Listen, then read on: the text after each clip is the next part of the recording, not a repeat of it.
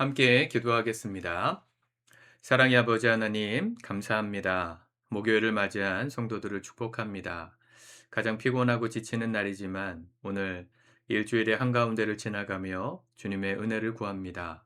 오늘도 우리의 삶 속에 찾아와 주시고 우리를 만나 주시고 위로해 주셔서 거친 세상에서 때로는 실패하고 넘어질지라도 주님의 크신 사랑으로 위로해 주시며 다시금 용기 내어 일어날 수 있도록 회복을 허락하여 주옵소서. 감사합니다. 예수님의 이름으로 기도드립니다. 아멘. 우리 찬송가 484장 찬양하시겠습니다.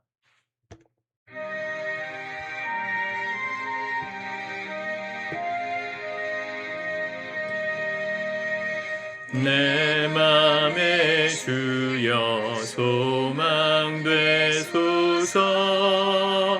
주 없이 모든 일 헛되어라. 밤이나 낮에나 주님 생각, 잘 때나 깰 때 함께 하소서. 지혜의 주여 말씀으로써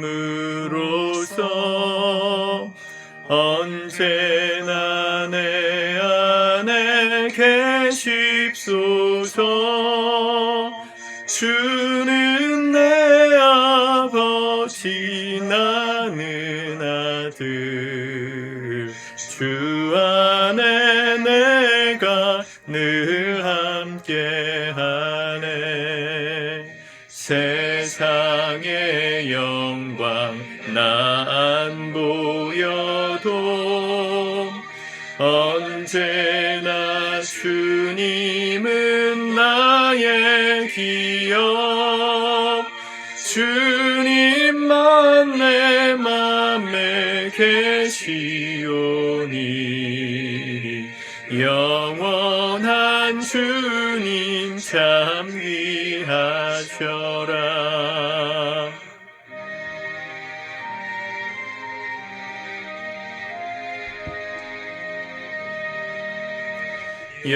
영원한 주님 내 승리의 주, 하늘의 기쁨을 주옵소서.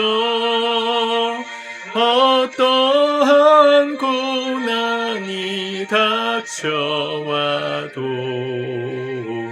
만유의 주여 소망 되소서.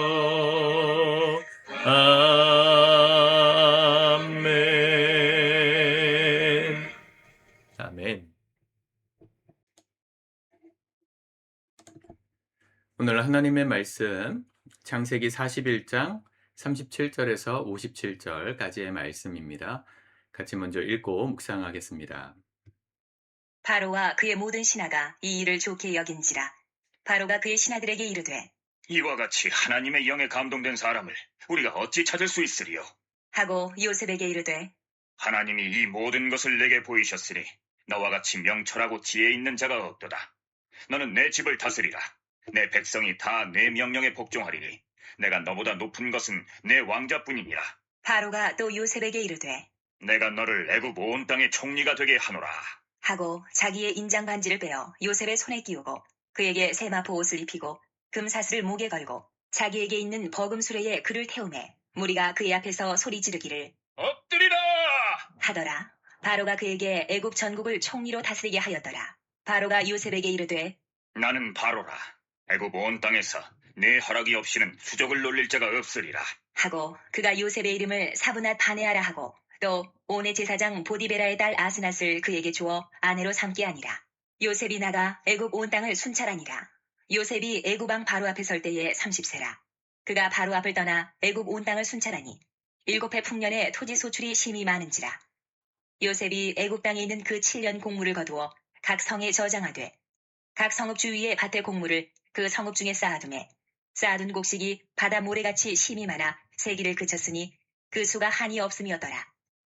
흉년이 들기 전에 요셉에게 두 아들이 나되 곧 온의 제사장 보디베라의 딸 아스낫이 그에게서 낳은지라. 요셉이 그의 장남의 이름을 므낫세라 하였으니 하나님이 내게 내 모든 고난과 내 아버지의 온 지비를 잊어버리게 하셨다 하며, 차남의 이름을 에브라임이라 하였으니 하나님이 나를 내가 수고한 땅에서 번성하게 하셨다 함이었더라. 애굽 땅에 7해 풍년이 그치고 요셉의 말과 같이 7해 흉년이 들기 시작하매, 각국에는 기근이 있으나 애굽 온 땅에는 먹을 것이 있더니 애굽 온 땅이 굶주림에 백성이 바로에게 부르짖어 양식을 구하는지라. 바로가 애굽 모든 백성에게 이르되 요셉에게 가서 그가 너희에게 이르는 대로 하라. 하니라. 온 지면에 기근이 있음에 요셉이 모든 창고를 열고 애굽 백성에게 발세, 애굽 땅에 기근이 심하며 각국 백성도 양식을 사려고 애굽으로 들어와 요셉에게 이르렀으니 기근이 온 세상에 심함이었더라. 아멘.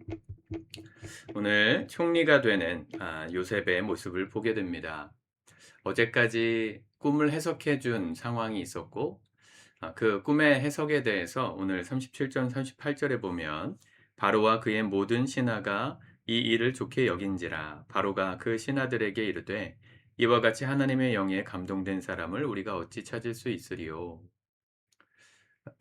분명 조금 전까지만 해도 요셉은 친위대장의 감옥에 갇혀 있었던 죄수였습니다. 그런데 그가 하나님의 지혜로 바로의 궁금증 또 불안을 해결해 줬을 때 놀라운 일이 일어났는데, 우린 이 장면을 너무 금방 지나가는데요. 총리가 된 것만 기뻐하지만 인생사가 그렇게 간단하지 않잖아요.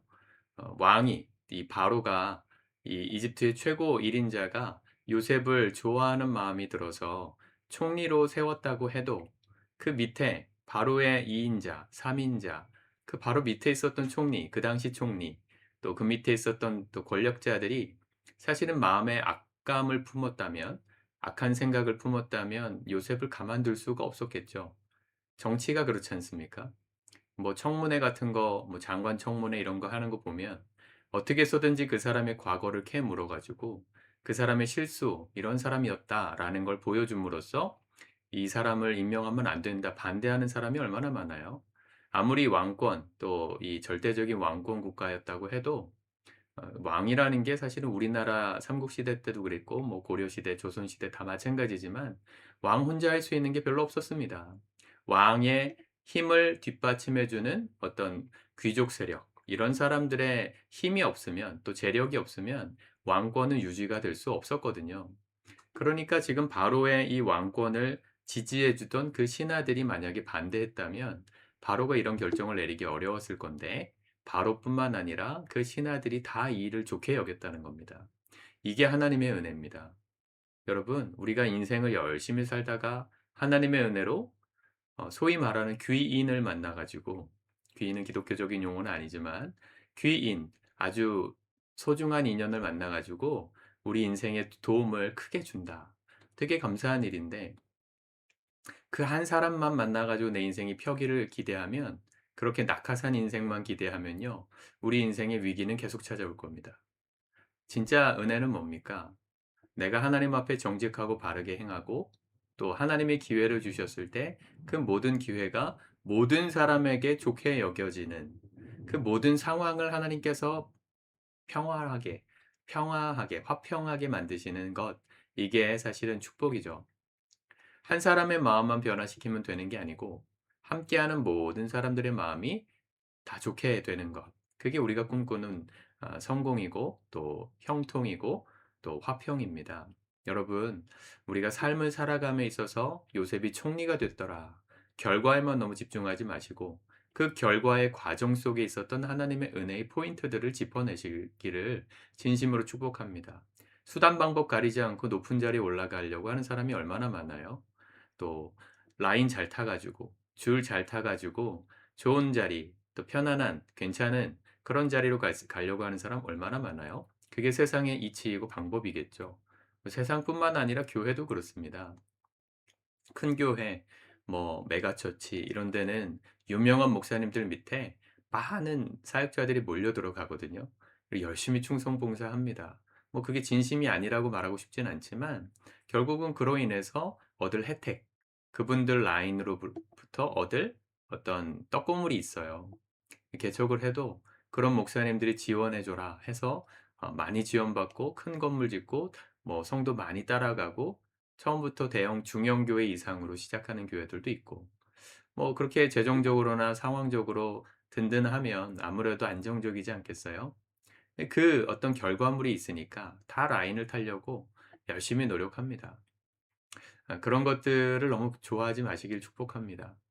저도 그런 목회자들의 모습을 볼 때 '제가 바보인 내가 바보인가?' 이런 생각이 들다가도 요셉 같은 이런 이야기들 말씀들을 읽으면 하나님께서 반드시 언젠가는 뭐 이렇게 크게가 아니더라도 바르고 정직한 길, 진실한 길로 주님께 순종하며 걸어가다 보면 하나님께서 모든 것을 좋게 만드시는 은혜가 있으리라 믿습니다.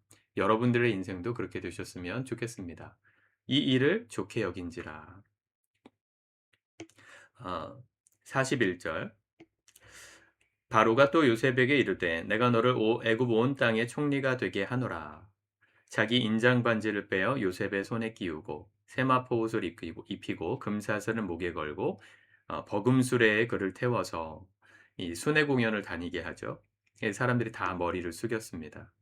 그때가 언제였냐면 46절 요셉이 애굽 왕 바로 앞에 설 때에 30세라. 그가 바로 앞을 떠나 애굽 온 땅을 순찰하니 자, 이 요셉의 인생의 절정기죠. 인생 역전의 순간 아닙니까?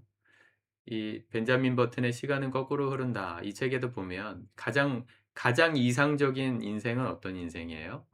이 나이는 젊은데 이 노인의 지혜를 가진 그리고 모든 것이 풍요롭고 또 가득 찬 근데 나이는 젊은 그런 것들을 사람들이 다 꿈꾸잖아요. 딱 요셉이 30세니까 인생이 전성기예요. 몸으로도 육체 피지컬적으로도 그래요. 피지컬은 전성기. 또 그가 가진 환경들도 전성기가 됐죠. 소위 말하면 요즘 아이돌이 스타가 돼서 큰돈을 버는 것 같은 상황이 됐죠. 대부분 이렇게 되면 어떻게 됩니까 인생이? 망하죠. 초심을 잃어버리고 쾌락에 빠져서 인생이 망가져요. 뭐 미국의 유명한 배우 나홀로 집에 나왔던 맥컬리 컬킨 이런 사람들도 너무 이른 나이에 스타가 되니까 막 이렇게 마약 중독에 빠지고 또 저스틴 비버 이런 사람들도 청소년 시기에 막 엄청난 인기와 부를 누렸잖아요. 그래서 인생이 막 문란해지고 뭐 그런 사람들의 이야기들을 보면 요셉도 망가지기 딱 좋은 순간 아닙니까? 근데 왜 그가 안 망가졌을까? 안 망가진 증거는 뭐죠? 그가 30세에 바로 앞을 떠나서 애굽 온 땅을 순찰했다. 그리고 나서 순찰했던 게 뭡니까? 자기가 꿈에 보았던 바로의 꿈을 해석해 줬던 그 상황에 대해서 대비했던 그대로 행하죠. 7년 동안 풍년이 있었고 소출이 많으니까 그걸 다 저장해 두어서 흉년의 때를 대비했어요. 사람이 보통 그러지 않아요. 없을 때는 막 그런 삶을 꿈꾸죠. '내가 돈만 많이 생겨 봐라. 그러면 내가 이 돈 하나님 나라 위해서 또 어려운 사람들을 위해서 아낌없이 쓰면서 살리라.' 다 그런 꿈을 꾸죠. 그래서 빨리 내게 돈이 많아져서 경제적 자립을 하고 싶어 하는 게 사람 마음 아니에요? 근데 그 상황이 되어지고 나면 막상 성공하고 경제적 자립이 왔다고 하면 그러면 사람들이 그 초심을 잘 못 지켜요. 돈이라는 게 그래요. 돈이라는 게 많을수록 사람을 속여요. 더 갖고 싶고 더 있었으면 좋겠는 거죠. 100억이 있으면 1000억이 있으면 좋겠고 1000억이 있으면 주식에 투자해서 1조를 만들고 싶은 게 그게 사람 마음 아닙니까? 요즘처럼 막 주식 시장이 우리나라 되게 호황이라면서요. 주식이 막 올라가고 있다면서요.